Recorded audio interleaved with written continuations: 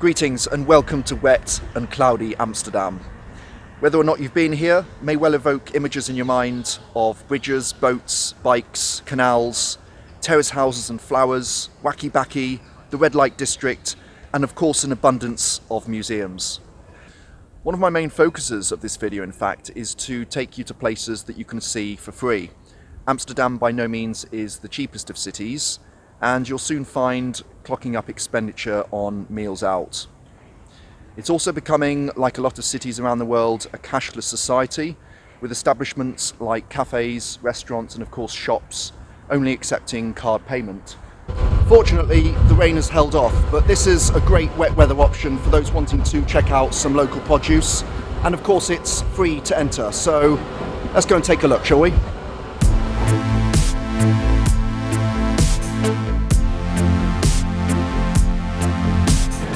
About to walk into the food hall. This is a gastronomic paradise, and I'm noticing there's quite a lot of dishes here, just about in single figures as far as prices are concerned. Definitely a financial alternative to some of the more pricier places to eat within the city. I'm in one of the stalls. I chose this fish place. It's called Mer de Noord, and I've ordered some pretty interesting stuff.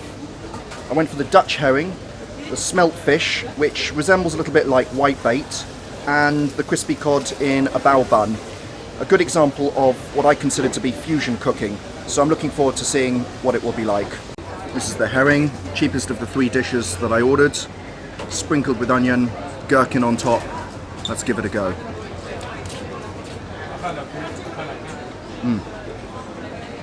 That's good. It's raw, it's not overpowering, obviously quite slippery, and that makes for a great starter preceding something hot.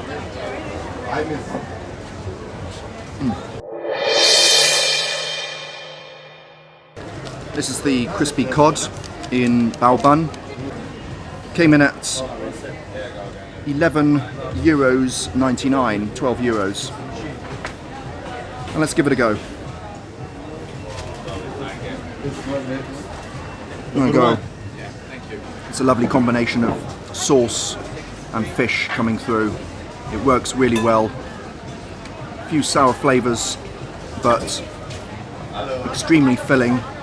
And I consider that to be fantastic value, 12 euros for two beautifully prepared crispy cod in bao bun.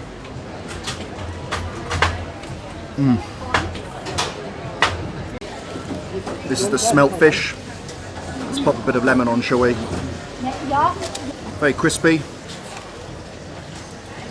Nice salty, crispy taste there. Delicious.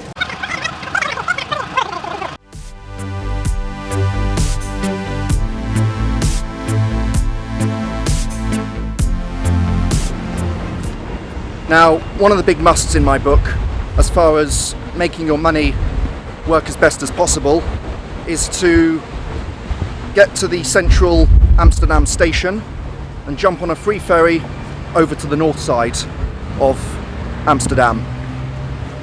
The ferry will take you to a place called NDSM Wharf, which stands for the Dock and Shipbuilding Company, which emerged in the middle of the 20th century.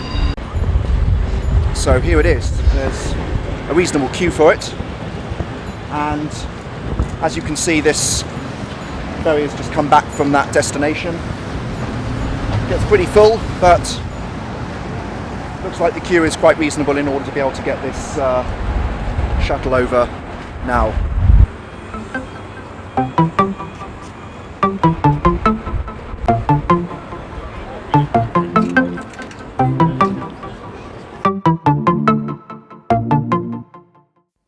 This part of the city is a melting pot of art, music, bars, projects and events.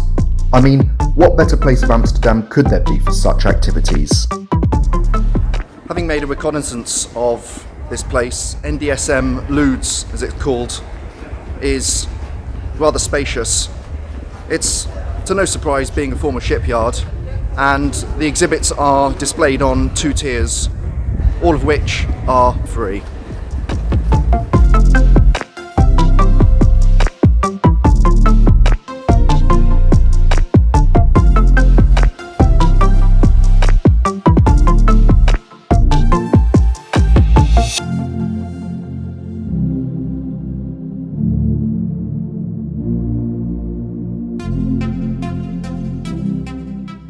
Sometimes you need to spend a little bit of money in order to get the most out of the culture of a city, and in my opinion there's probably no better place than that of the Rijksmuseum that's behind me now. A couple of tips worth bearing in mind before coming here is to get here early.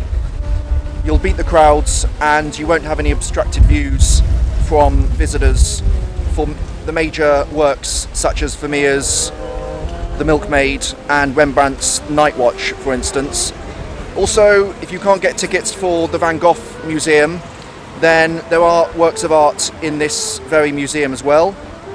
Furthermore, it's advisable to take as little as possible in order to avoid queues for checking in any baggage or coats once inside.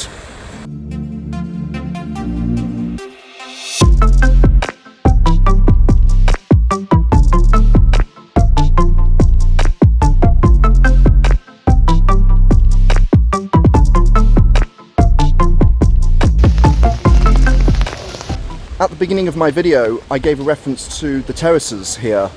I'm now standing outside one of Amsterdam's narrowest houses. Back in the day, the owners would be taxed on the space of the facade facing the canal, so of course respectively made them as narrow as possible.